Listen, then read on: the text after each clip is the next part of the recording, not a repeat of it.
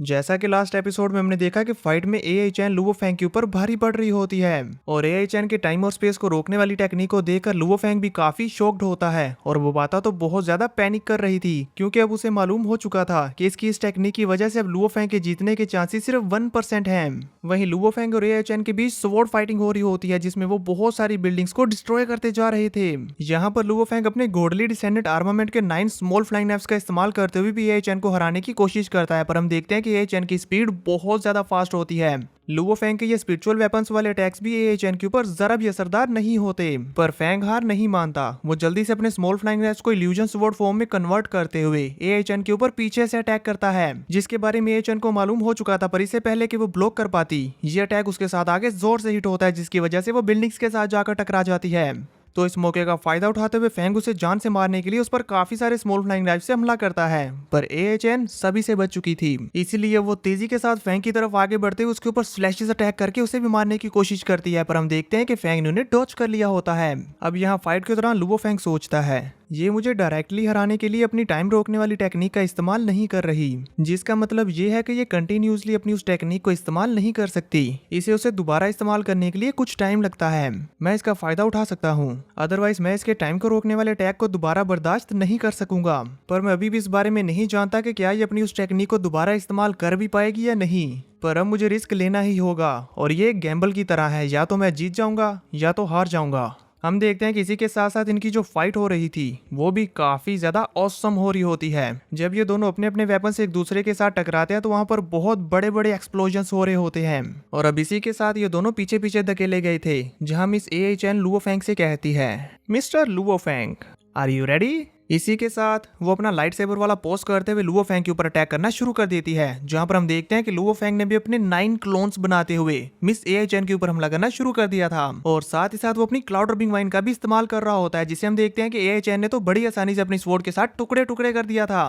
और इन दोनों की ये फाइट सच में आप स्क्रीन पर देख ही सकते हैं कि कितनी ज्यादा तेजी के साथ और स्मूथली हो रही होती है, पर अभी भी यहाँ पर एआई चैन लुवो फैंग के ऊपर भारी पड़ रही होती है, क्योंकि हम देखते हैं कि उसने बहुत ही जल्दी लुवो फैंग के सारे क्लोन्स को खत्म कर दिया था और जब वो लुवो फैंग के क्लोन्स को खत्म करने में लगी हुई थी तभी हम देखते हैं कि लुवो फैंग ने अपने गॉडली डिसेंडेंट आर्मामेंट की second form sky piercing form attack को रेडी कर लिया था और साथ ही साथ वो अपने गोल्डन और बीस्ट की पावर्स को रिलीज करते हुए उस अटैक को एआई चैन की तरफ थ्रो करते हुए कहता है, मुझे ये गैम्बल खेलते हुए बैट लगानी ही होगी। इसी के साथ हम देखते हैं कि लुवो फैंग का वो अटैक बड़ी तेजी के साथ एआई चैन की तरफ बढ़ रहा होता है, जबकि एआई चैन उसके इस अटैक को देखकर जरा सी भी परेशान नहीं होती, बल्कि उसके फेस पर तो एक मुस्कुराहट आती है, क्योंकि उसे मालूम हो चुका था कि ये लुवो फैंग का आखिरी अटैक है। इसीलिए वो भी फौरन से अपने टाइम एंड स्पेस को रोकने वाली टेक्निक का इस्तेमाल करती है, जिसकी वजह से फैंग का अटैक और उसके आसपास की सारी जगह एकदम से रुक जाती है। तो अब एआई चैन लुवो फैंग की तरफ आगे बढ़ते हुए कहती है,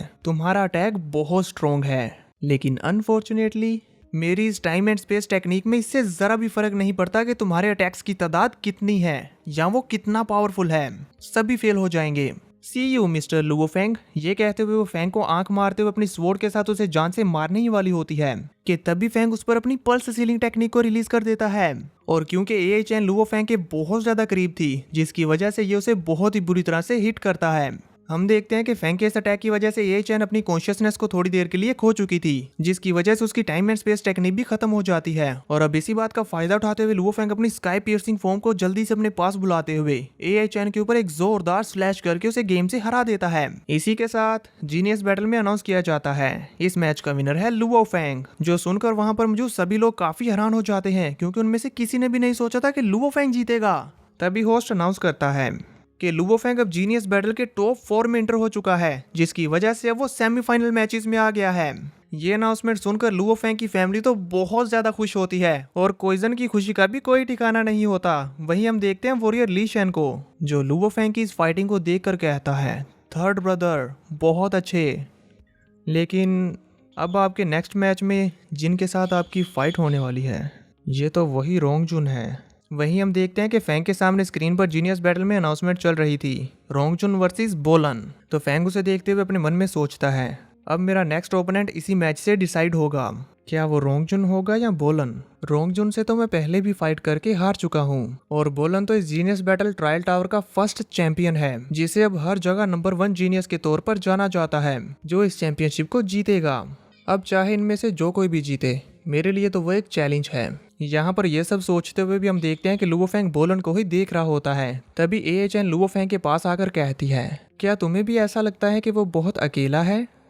ऐसा कहा जाता है कि बोलन बचपन से ही अकेला रहा है और जब से इसने यूनिवर्स को एक्सप्लोर करना शुरू किया है तब से इसने ना किसी को अपना फ्रेंड माना है और ना ही किसी को अपना दुश्मन। ये सिर्फ अकेला फाइटिंग करता है। एक बार तो ये कई महीनों तक एक प्लेनेट पर रुका था। जैसे जैसे ये चैन बोलन के बारे में हमें बता रही होती है, साथ ही साथ हमें बोलन की बैक लाइफ के बारे में वो सारे व्यू स्क्रीन पर दिखाए जा रहे थे। वो कहती है, इसने उस प्लेनेट पर अकेले ही बहुत सारी इंटरस्टेलर लेवल कॉलोनाइजेशंस को ब्रेक थ्रू किया, जिसमें इसने तकरीबन 50,000 से भी ज्यादा वॉरियर्स को जान से मार डाला था और उसमें इसने सिर्फ बुरे लोगों को ही मारा था। यही वजह है कि तब से इसका निकनेम डेथ गॉड बोलन रख दिया गया और इसका ये नेम हर जगह फैला हुआ है। और जब उस प्लेनेट पर रहने वाले लोगों ने इसका शुक्रिया अदा किया तो इसने उनसे कहा, मैंने ये इंसाफ के लिए नहीं किया, मैंने तो ये बस अपने फाइटिंग एक्सपीरियंस को बढ़ाने के लिए किया। डेथ गॉड बोलन की ये डिस्ट्रक्शन बहुत ज्यादा थी। ये सब बताते हुए हम देखते हैं कि ये चैन तो बोलन पर फिदा हो चुकी होती है, जबकि लुवो फेंग उसकी ये बातें सुनकर हैरानी के साथ कहता है,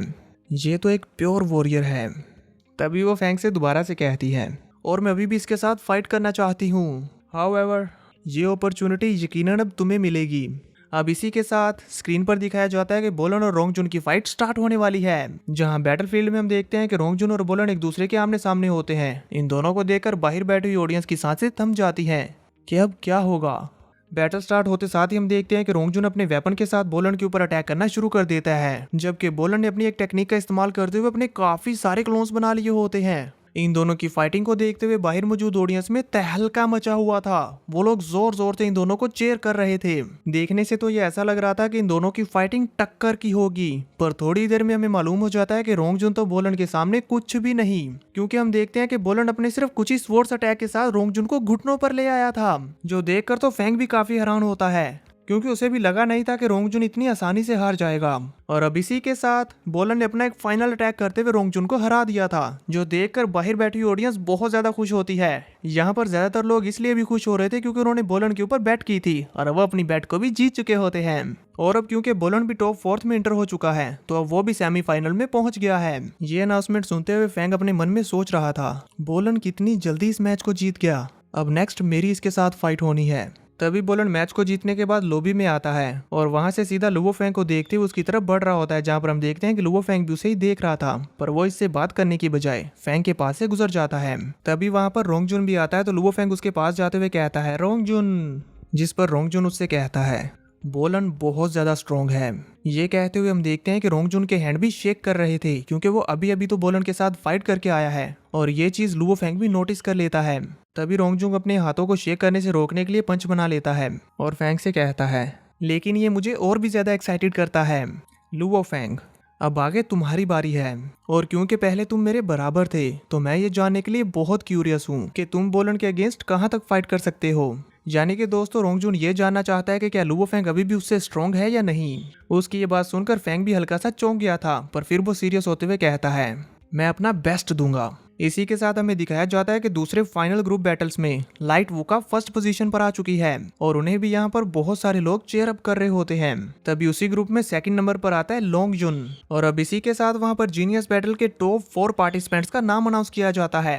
जिनकी नेक्स्ट सेमीफाइनल में एक दूसरे के साथ फाइट होगी और इन्हीं चारों में से कोई एक जीनियस बैटल का चैंपियन बनेगा। इन नेम्स में सबसे पहले हम देखते हैं कि होता है लुवो फेंग, फिर बोलन, फिर वुका, फिर लोंगजुन, जहां पर अब सेमीफाइनल में लुवो फेंग वर्सेस बोलन होगा और लाइट वुका वर्सेस लोंगजुन होगा। अपना नेम सेमीफाइनल्स में देखकर लोंगजुन काफी खुश होता है, जबकि लाइट वुका उसे देखते हुए अपने मन में सोच रही थी। टेस्टिंग टावर के अंदर ये लोंगजुन टॉप 100 में था और अब अनएक्सपेक्टेडली ये चुपके चुपके से सेमीफाइनल्स में पहुंच चुका है, वो भी बिना किसी की नजर में आए। इसे अंडर एस्टिमेट नहीं किया जा सकता। लाइट वुका अपने मन में ये सोच रही होती है, जबकि लोंगजुन उसके सामने आकर खड़ा हो चुका था और ये दोनों एक दूसरे को ही देखे जा रहे थे। तभी सीन चेंज होता और हमें दिखाया जाता है लुवो फेंग को, जो कि बताता है कि वर्चुअल स्पेस में आकर कल होने वाले सेमीफाइनल मैचेस के बारे में सोच रहा होता है। कल के मैचेस ये डिसाइड करेंगे कि क्या मैं एंशिएंट एयर जोन में इंटर हो पाऊंगा या नहीं। और फिर साथ ही वो पंच बनाते हुए कहता है, चाहे कुछ भी हो जाए, मुझे जल्द से जल्द सीक्रेट टेक्निक को हासिल करना है,